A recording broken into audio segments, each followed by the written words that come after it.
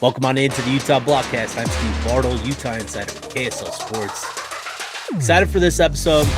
Going to be switching it up a little bit. Been a lot of football talk. A lot of things going on this week. A lot of football stuff going on. Meanwhile, the basketball program. A lot going on there this season. Alex Jensen in year one at the helm of the Runnin Utes, and through 9 games, Utah's 6-3.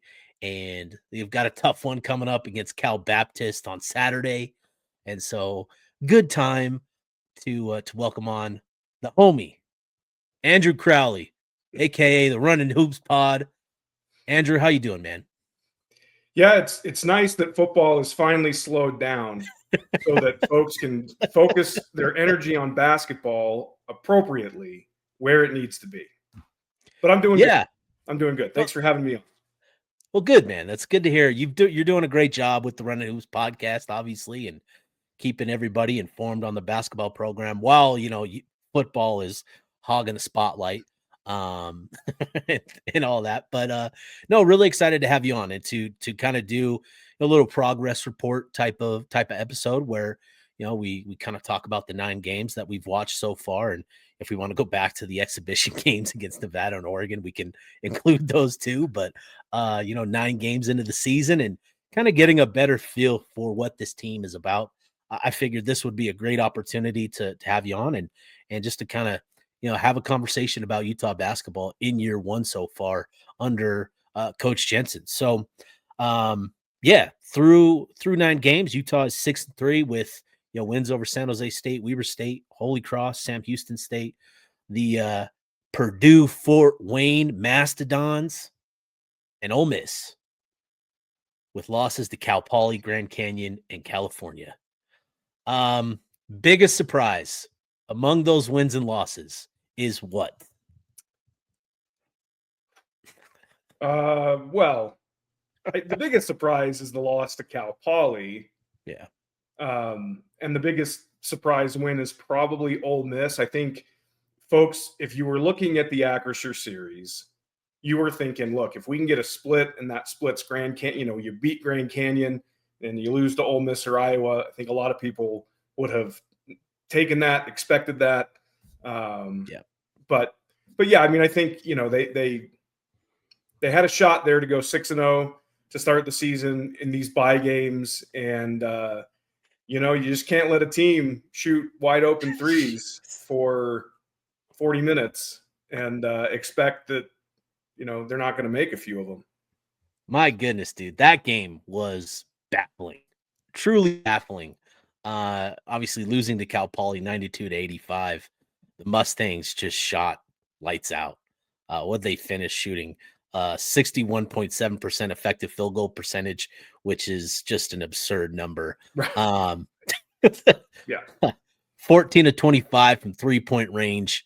Yeah, they had a lot of open looks, and Utah didn't do much to try and take those away. So pretty baffling loss there back on the 20th. But they went to that Acrisure series, and obviously I think against Grand Canyon sort of continued to play the way that we felt they would, but then somehow provided a real surprise, knocking off Ole Miss.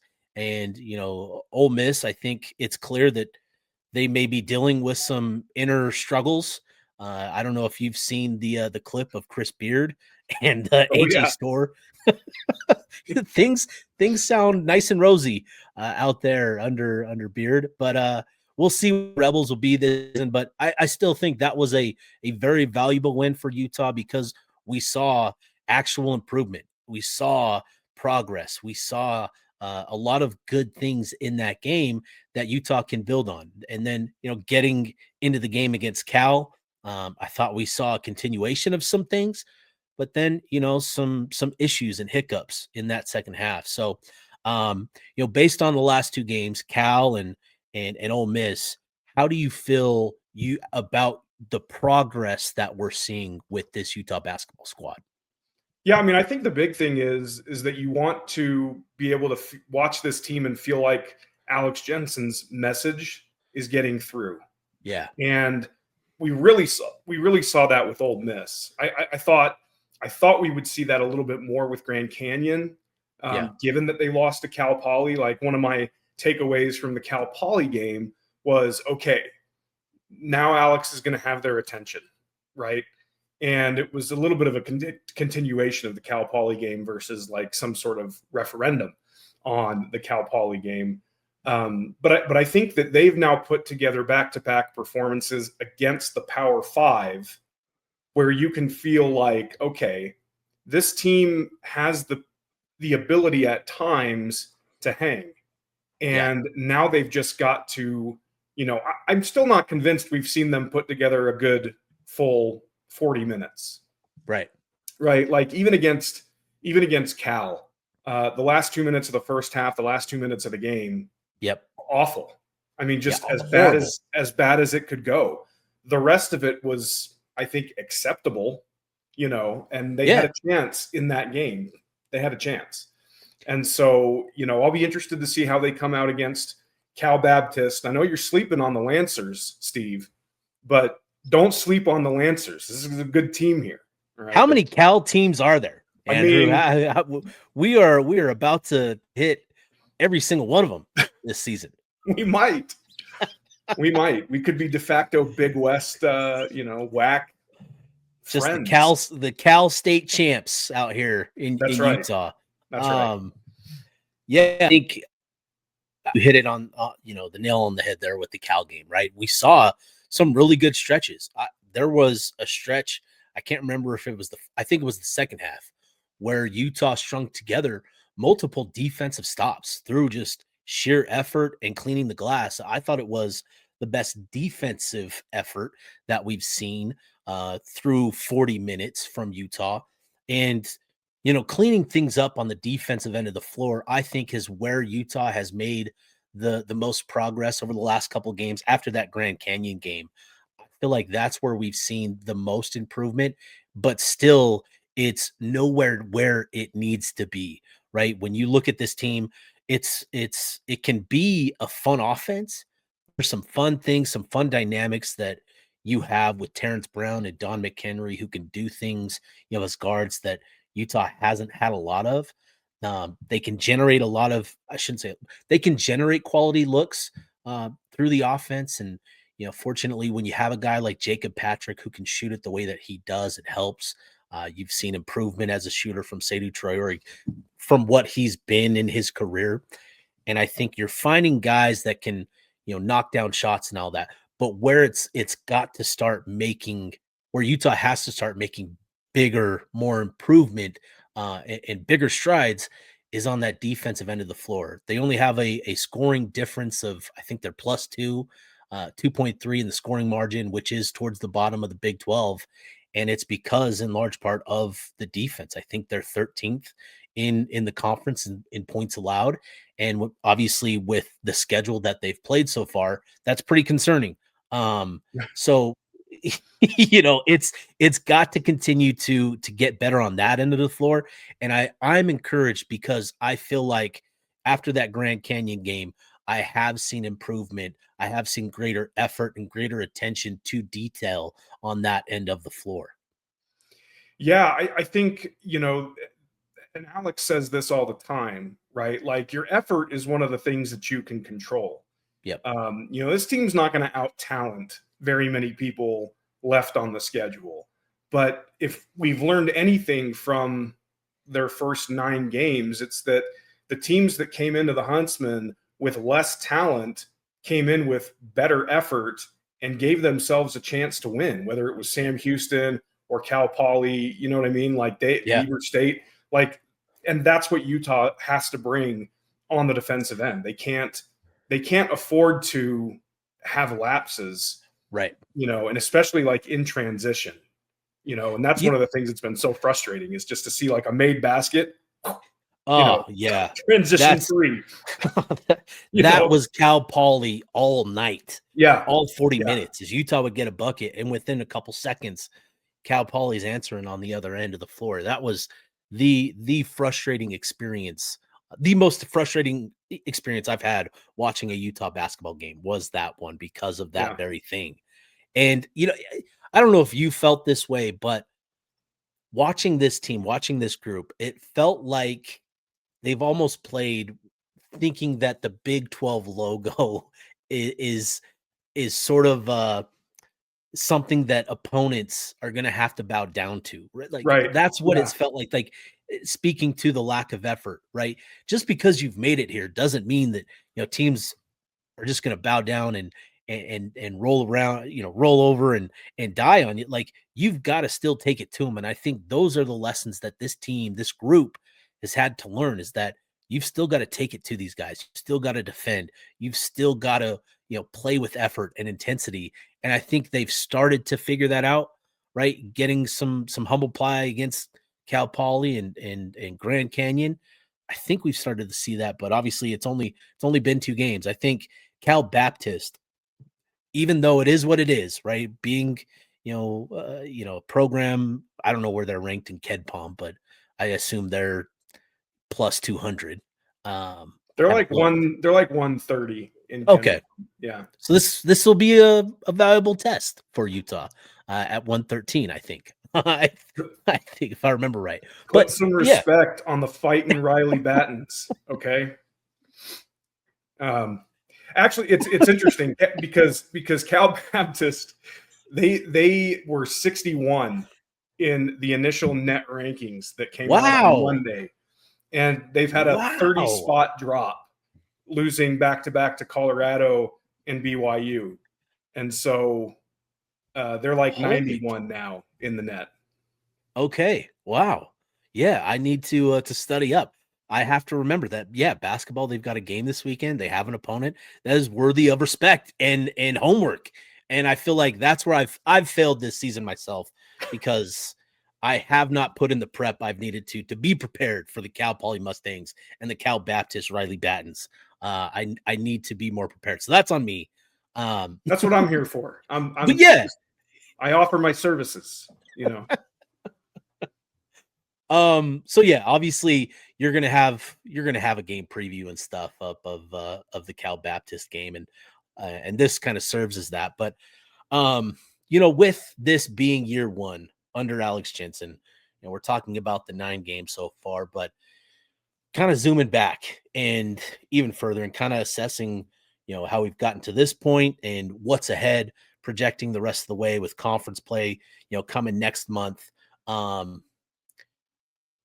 What do we make so far of Alex Jensen in year 1, and what do we need to see from him and this program the rest of the way? How much time do you have? No. So I think big picture. I think Alex certainly has some really good foundational things in there. Yeah. Some culture things. He talks a lot about, in his post game interviews and his radio stuff. He talks a lot about, this is X is a problem, and I think I can help us with that. Versus other coaches that have kind of been like, well, that's just kind of how we are, Mm-hmm. I think he sees the need for improvement, and I think he sees a path to improvement, right? It's not just, well, we'll address this in the portal in the off season. And so I think that's kind of a big thing, right? Like, and you see that game to game too, right? Like they make adjustments. There's some things that they'll do well one game or not do as well one game, and then the next game it's a big time focus. Like him getting them to have the amount of like energy that they had in that Ole Miss game, second leg of a back to back that way, I thought was really encouraging. And they brought that same effort against Cal as well. Looking forward, right? You've got Mississippi State that's got some dudes. Washington has some dudes, and then you're into conference play. And I think that it's just going to be one of those things where they have to convince these players, and the players have to convince themselves that the effort is worth it. And so that's, for me, that's part of what I want to see. Is I just want to see them continuing to play hard, and they're not going to get every bounce You know, they're going to miss some shots. They're going to make some mistakes. You know, the Seydou Traore experience has been a bit of a roller coaster this year. But I think he is sort of a microcosm of this team, where it's like the good That's is fair. really, really good. And the bad is like all of those shots you've seen of Baffling. Alex on the sideline where he's like this, you know, he's Hunched like over, rubbing his just rubbing the forehead and temples. Yeah. yeah. So there's a lot there, obviously. Yeah. But yeah. I think that that's really important, right? Is Alex Jensen wanting to have the foundation of his brand of basketball, of his culture. He is clearly committed to it, and he wants to have it set in stone what it's going to be moving forward. Now, they may not be very good at it, you know, but I think we have seen signs of progress. And again, it gets back to the defensive end of the floor. We know that that's where it all starts for Alex Jensen, right? With who he's played for, playing under Rick Majerus, going back to the Runnin Utes days, and who he's coached with, starting with Majerus and Quinn Snyder, and sort of being the defensive mind behind, some of these teams that he's coached with. We know that it starts there, and I think we've started to see some of the habits improve, the discipline, the awareness, the mindfulness. We're starting to see those strides being made by the guys that have played the majority of the season. What's interesting is, coming into the year, there were a couple guys in Elijah Moore and Ja'Kai Howard who, I, for one, I thought were going to be pretty big contributors, and we've yet to see, outside of a couple minutes for Moore and Howard early on, we have not seen them play a whole lot. And I think, just kind of piecing things together, I think it all centers around, that the defensive end of the floor. Alex has talked about it, in his availabilities, is you've got to earn it in practice. And I wish people could grasp, how honest that is for coaches. Mm-hmm. Players have to earn it in practice. If they can't trust you to execute or to do something in practice, how in the world can you expect them and count on them and trust them to do it when it matters? So that's sort of the mindset that these coaches have. And for Alex, that's what he's mentioned is, go out and practice and earn it, show that you want to play. And I think that's just kind of where we're at. So I think it would be great for those two to get it going. In that, because I think they can add something to this team. Yeah, Alex made a comment. It was a couple of weeks ago now in one of his press conferences when he was asked about those two, and he kind of just said, the same thing that you said. Just they got to Yeah. earn it in practice, but also that their opportunity will come. Yeah. And I would love to see that here in the next couple of games to see what they've learned. Right there's a piece of this here where it's like, okay, we're 9 games in. You two guys have been kind of glued to the bench now for most of that time. What have you learned? Can we see that on the floor? I would be very interested to see that at this point. I would too. I think the encouraging thing here is, though they're not seeing playing time, they're still, it's tough when you're not playing, but they're still fairly engaged Yeah. for as little playing time as they've seen this season, right? They're still celebrating when guys make shots. They're still, barking out on the floor, certain calls and stuff. We're still seeing that from them. So it's just taking that next step and really committing to doing the things that they need to do, right? It's always the nitty-gritty stuff. It's the defensive stuff, it's the hustle stuff, it's the team concept type of things where you can't just jack up shots as soon as you touch it. It's that type of stuff, and I think that would be really helpful for Utah if they can, because I do feel like, especially with with Moore and the shooting touch that he could add, that could really help. So I think it really says a lot that Jensen is willing to sit those two kind of getting back to the point that you made earlier, he is really committed to establishing his culture and getting guys to buy into what he wants this identity to be, and not just saying, well, this is who we are, right? I think he is truly committed to that. And, it's unfortunate that it comes at the expense of Moore and Howard minutes, but this is what year one was always going to be about, was setting the foundation, establishing the culture and brand of basketball that you want to build upon. And he's fully committed to it. And you've got to give him credit for staying committed to it to this point of the season. You just hope that you can continue to see the progress that will be needed to, as we get into the Big 12 conference play and all that sort of stuff, where you could be, a little bit more competitive than how you look on paper right now. Yeah, he made a real interesting comment this week in his coach's show. Bill was asking him about his freshman year and what his freshman year was like for him at the U. And he said, "Look, I did my job. I did it as hard as I could, and I basically just went out and set picks for Keith Van Horn." Right? Right. Yep. But I think there's something that you can learn from that when you see who's playing with like a Kendall Sanders or an Obamate Abbey over Elijah Moore and Right. Ja'Kai Howard right now, Yeah. because there is a do your job element to what Alex and the rest of the staff are asking these guys to do. And so that's, if it's not showing up in practice, they're not going to trust you to do it in the game. And, I don't know if I made this comment on my podcast or not, or in the Discord or somewhere, but it's like, if you can't get on the floor in a game like Cal Poly, where the defensive performance was so poor, you really got to evaluate your basketball priorities and take that as a sign that you need to be even more bought in than everybody else. 100%. And I think that's where we've got to get to. Yeah, 100%. So, but this is more than Elijah Moore and Ja'Kai Howard not playing so far this season, right? I think we've seen some good things from this squad.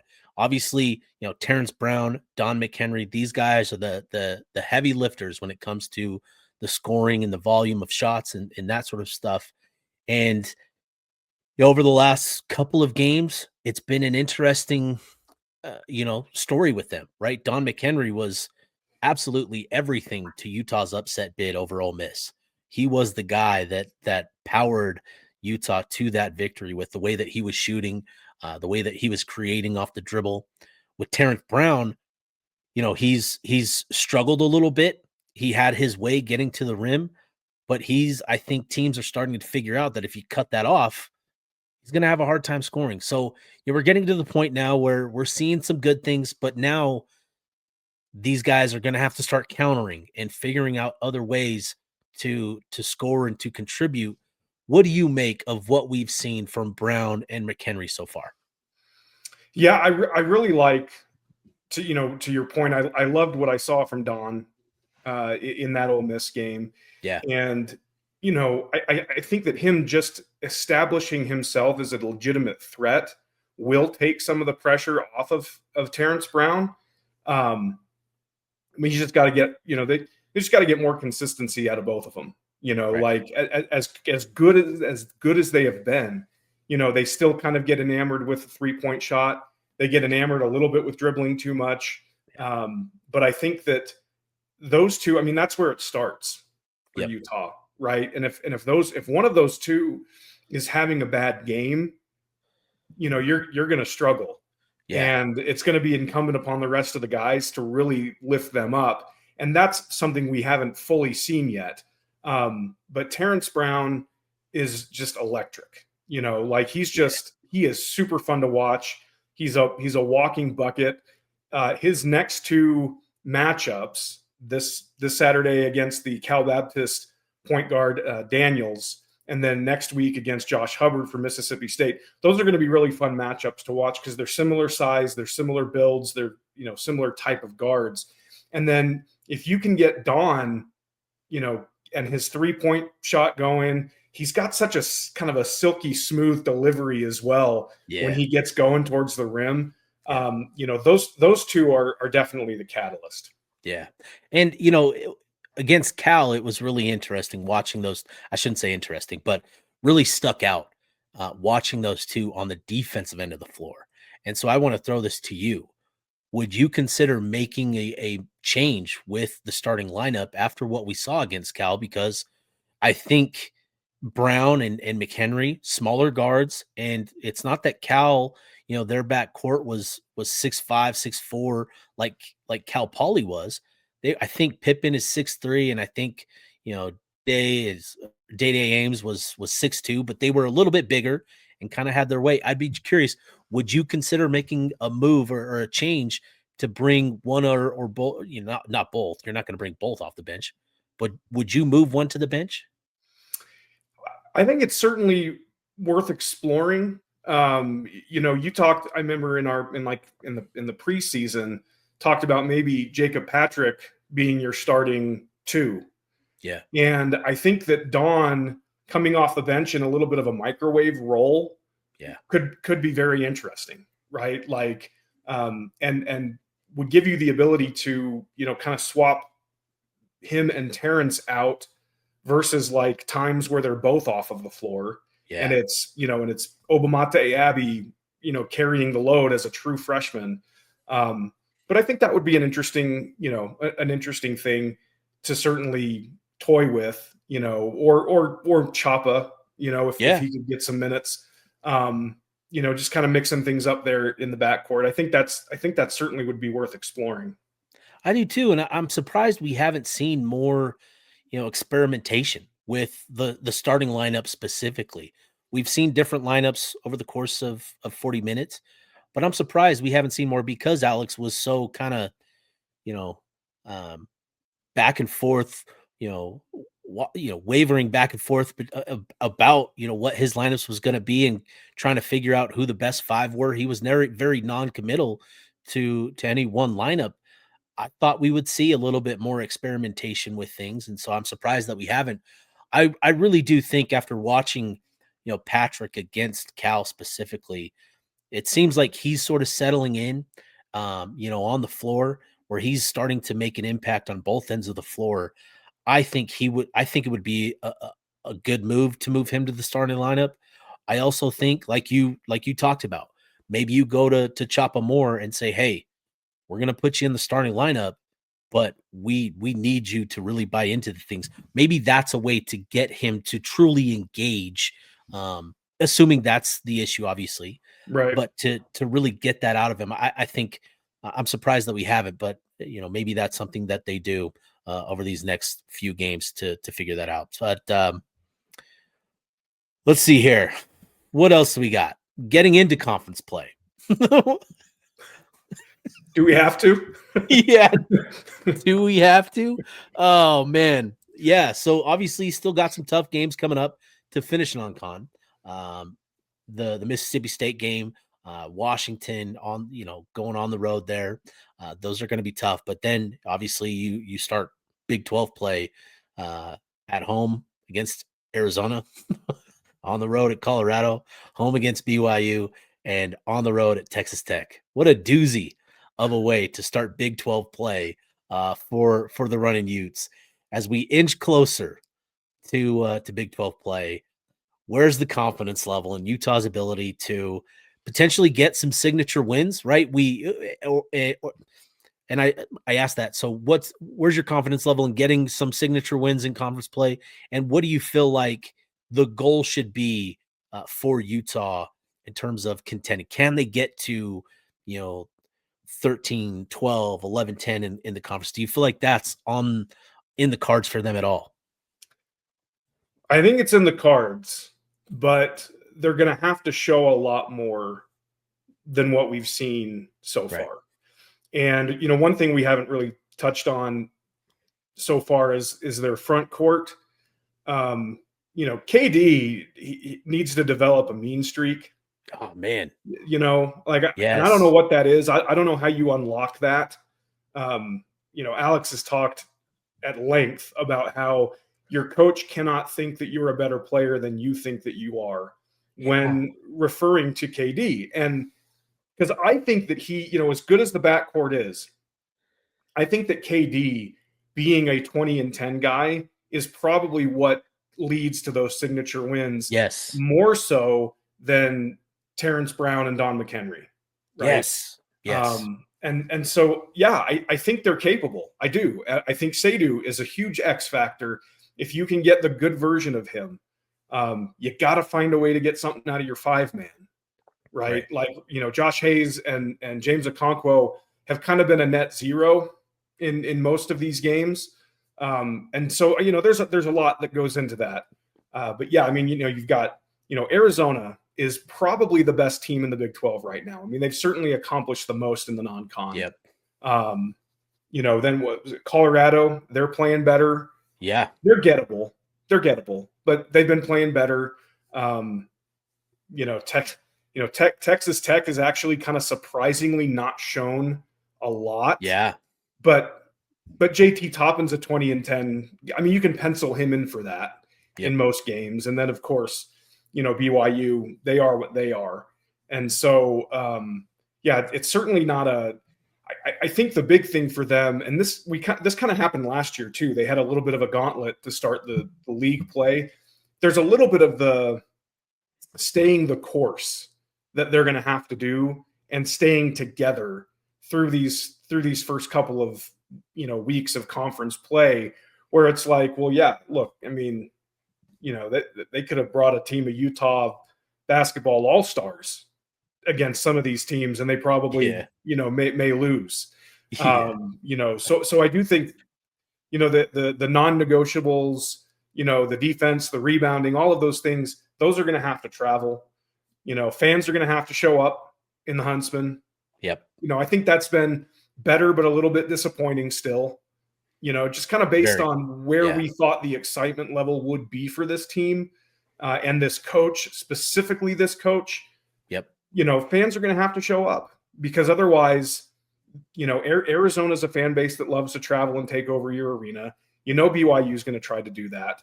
And so, there's a lot of on the court stuff that has to happen, but there's also a lot of off the court stuff that has to happen. 100%. And I'm glad you started with Keanu Dawes, because, not talking about him and Seydou and what they've meant to the successes this year is a mistake. Like, those guys deserve a lot of credit. As frustrating as it can be watching Keanu Dawes, because you see the potential. Like, I every time he's on the floor, he is far and away the best combination of size and just, talent. He's comfortable for the most part with the ball in his hands. He can drive from the top. He can attack. There are opportunities for him when they move the ball around that he gets a crease. He can get by his man so easily and get to the rim and finish with authority, unlike anybody, anybody else on the floor. Like, he is very capable, and it's just getting him to believe and to buy into that is kind of the thing for him. And he's got the potential. I think you're spot on. He can be a 20-10 guy. His shot is hit or miss sometimes from deep, but he's been pretty consistent from the charity stripe, and he's been automatic inside for the most part. I just think you made the point that Alex talked about, is your coach can't believe you're a better player than you do. And I think that's, if you can get Keanu to believe in himself, he can be an incredible basketball player for Utah this season. There's a reason that Houston wanted him. Yep. I mean, if that doesn't tell you, where a prominent coach with 800 coaching victories, thinks that you could go, I mean, then nothing will convince you, right? Like, you've got to be able to, and I agree with you. Like, yes, Keanu can shoot. He can hit that outside shot. He can hit that three. That's a great element to his game when he's playing as a stretch 4 or a stretch 5. But he needs to focus on getting to the hoop as much as he possibly can. Like, because he is unstoppable. Cal didn't have anybody that could stop him. No. When he did that. Yep. And, and obviously, they were a little bit undersized, but there's no reason for him to not be driving, 10, 12, 15 Yes. times a game. Yep. Like that's something he's got to unlock that thing in his head. They've had this action where they move the ball from side to side, they're setting screens, and then it'll get swung to Keanu on either wing, and usually the defender is coming out to get him, and he's got an angle where he can catch it on the move and attack the rim. They did that a lot early on in the season, and I haven't seen the last couple games, but I would love to see more action like that where you say, "Hey, we're going to set this up for you. You're going to have this look at the rim from the wing. You need to catch it and you need to go immediately." I would love to see more actions like that because he is just really good. He is unstoppable when he's attacking the rim. And a lot of times he's just unstoppable because of his size, his length, and athleticism.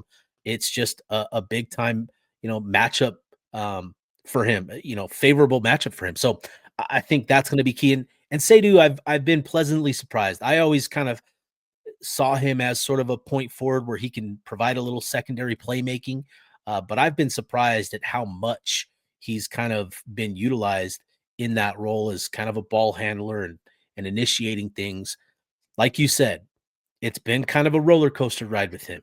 He had the great games starting out, scoring 23 points, Yep. incredible shooting. We see the athleticism and him getting to the rim. He started to defend, at a better rate. It's just, I think we kind of understand it's the decision making for him that really needs to improve. Well, and he was chirping with fans in the Cal game. Like he hit 1-3. Guy hits 1-3. It's like me in a church ball game. He hits 1-3. Hey, who among us, in a church ball game? Yeah, I know.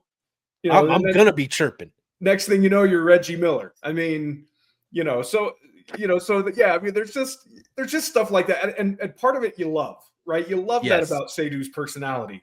Yep. But it's just like like you said, the decision making has just got to be better. And I think that this team as a whole, right? Like they do have some confidence in their ability to shoot, but like at the end of the Cal game, it's just a lot of passing the ball around and dribbling and nobody attacking.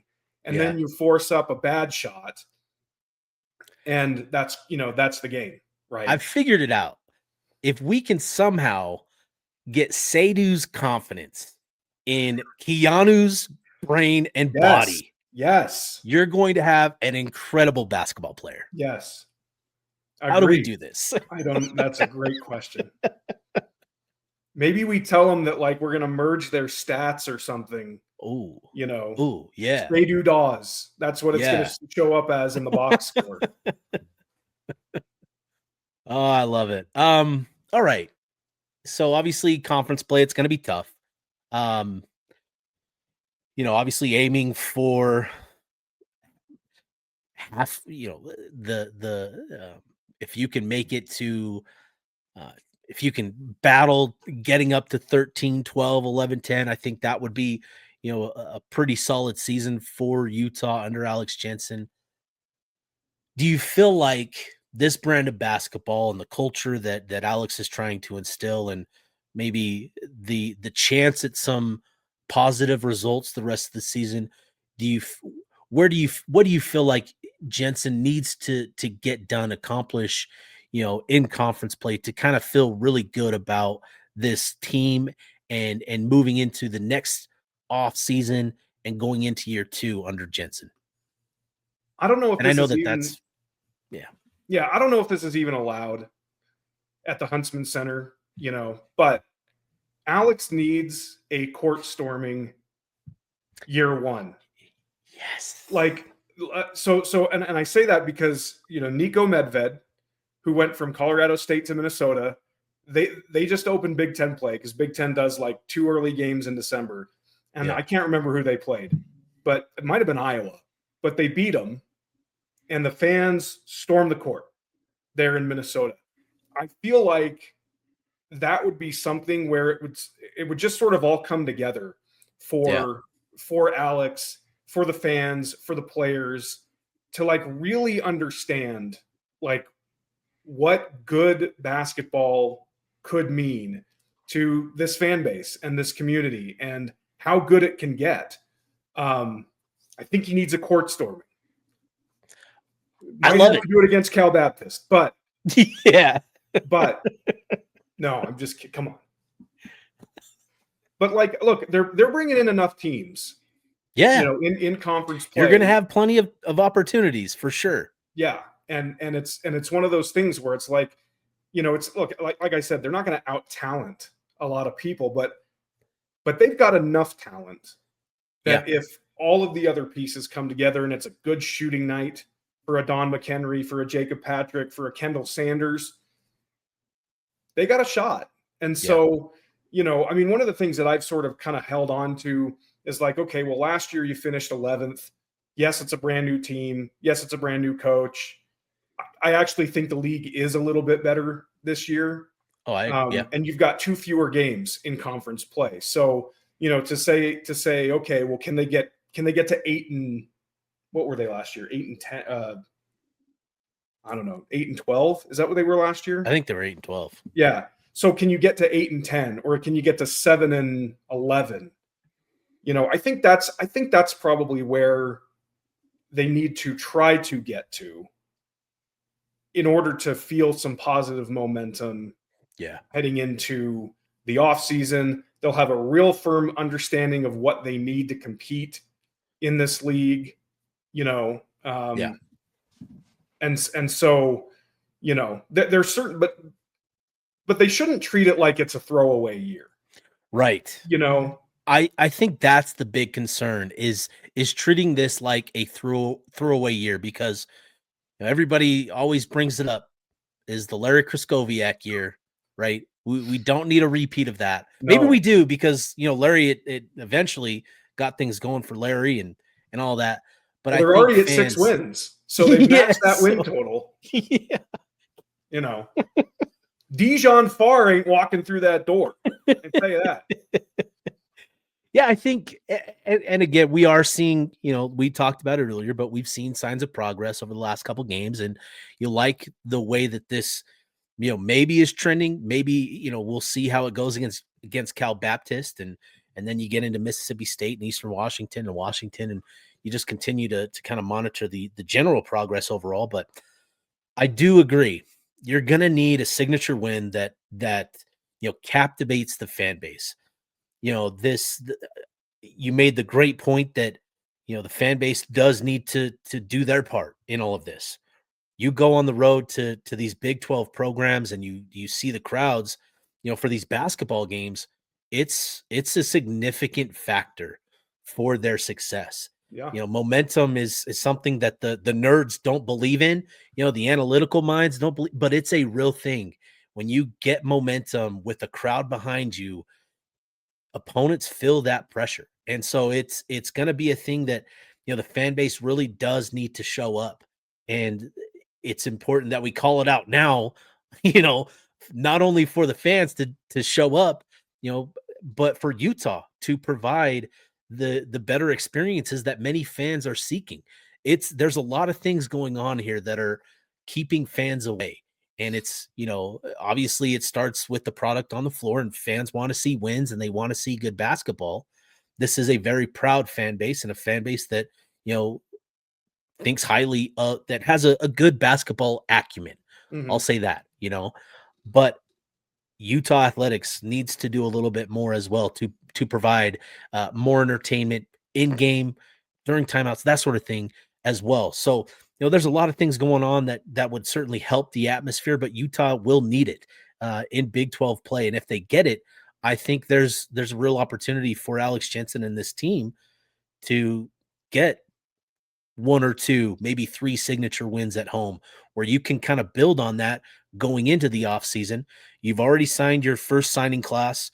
You've got some guys that you're going to bring in that you feel are going to add to this culture you're trying to establish. And, and then you get into this next class of prospects in 2027 that you're going to be pushing for, and you're going to have a foundation established. And that's when you start to see more of the fruits of recruiting getting into year 2 with the program. And I think that's where you want to start seeing dividends, but it's all going to be contingent upon Big 12 play, getting a couple of signature wins that you can utilize moving forward to build momentum, getting into year 2. And I hate that we're already I'm already talking about year 2 and stuff. We're only 9 games into the season. Right. I know. It goes fast. But it does. And I think it's, when we're talking about a progress report, I do think we need to, obviously we need to keep the big picture in mind when we're talking about this stuff. Yeah. I mean, because of their TV deal with the Big 12, once we get out of these non-conference bye games, like they're going to be on linear TV quite a bit. And, for better or for worse, you can't have an empty arena. No. You can't, and to your point, like this is a proud basketball fan base, but you can't just have spent the last 4 years saying, well, if we had Alex Jensen, and then not show up, and then not show up. Right. When Kansas State hosted Cal, they had jump roping dogs at halftime. Bring in the jump roping dogs, Mark. Just do it. I mean, I don't care. Baby crawl. I don't care. Whatever you got to do. Whatever you got to do. See if Larry. The answer to all of our problems are the jump roping dogs. Well, I'm telling you. Marketing. Quite the treat, huh? Quite the show, huh? Right? Yeah. Yep. But yeah, this is one of those like it takes a village sort of thing. Yeah. You can't wait for the product on the floor to be to your liking. And the one thing that Alex has to face that his mentor Rick Majerus never faced is a hockey team in town. And that takes, it's like it's attention dollars, right? Yep. Like people are only going to do so much. You've always had the Jazz, right? But now you've got the Mammoth. You've got obviously BYU doing what they're doing. Utah State's doing what they're doing. Like you got to give people a reason to show up to your games. Are we allowed to say that they should sell adult beverages at the Huntsman Center? You could say it on KSL. I don't know. Maybe that's what they need. I have no idea. They need to make it easier for students. Yes. Just all of those things. Right. Yeah. I think I think those are great points, right? Because you're what you said earlier, it takes a village. You've got to build the village, right? And I think that's the mindset that Utah athletics really needs to embrace is, in order for there to be a village to make this thing go, you've got to invite people in. You've got to get them out. You've got to create that community again, right? You've got to draw it out of the fan base at some point. With the way things have gone the last 5 years, this fan base has become really apathetic, unfortunately, towards the program.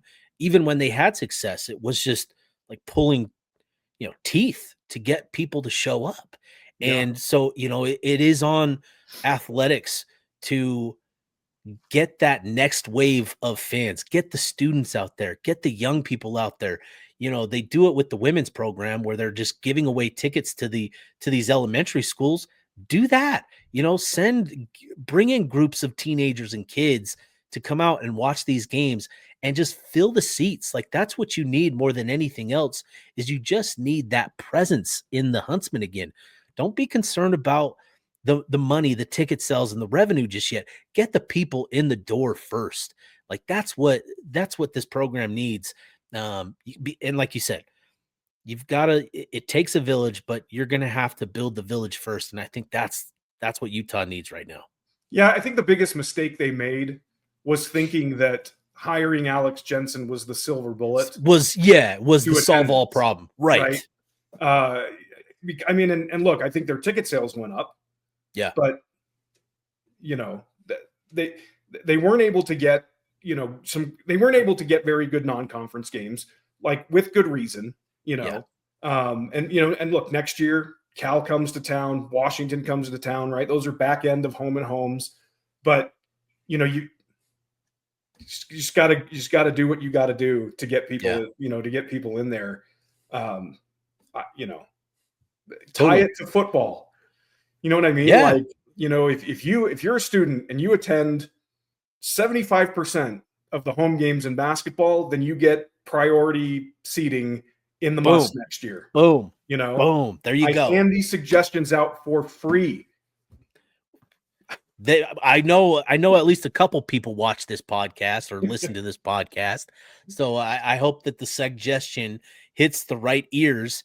But yeah, like that's where we're at with this program. I think, a long ways to go still. I think we're just a third of the way through the year. And a lot to learn about this program the rest of the way. But Andrew, man, I appreciate the time as always. We've gone almost an hour. You're great. You do a great job with the podcast. Let the people know, all the people listening still probably know where to find you, but just let the people know where they can find your stuff. Yeah, at Runnin Hoops Pod over on X and wherever you get a podcast. It's the Runnin Hoops Podcast. It's a bit of a clunky name, I get it, but I asked and they said you can't have Runnin Utes podcast. So what are you going to do? I just interviewed Mark Madsen in advance of the Cal game. He had a lot of really interesting things to say about Alex Jensen, about their sort of paths in basketball, kind of crossing at different times. He did take a visit to Utah when he was a recruit, met with Rick Majerus. I would love to know what a young Mark Madsen thought of Rick Majerus. And I'm working on something for the Mississippi State game. I don't know if it's going to come together, but I'm working on something. So keep your ears tuned to the Runnin Hoops podcast.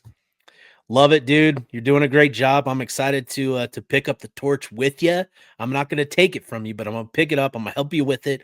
Once we get past the next couple of weeks with college football and Utah football, it's been a busy week. That's what I'm trying to get you and your empty promises, Steve. I'm trying to push you out is what I'm trying to do so I can get back to making calls and digging on fun football things, because basketball is just a tough convo right now. It's tough, right, man. I get it. But we're turning it around, and Andrew, you're doing a great job with what you're doing. So appreciate you hopping on, and we'll do another one of these again shortly, and hop on your pod and all that sort of stuff. So appreciate you.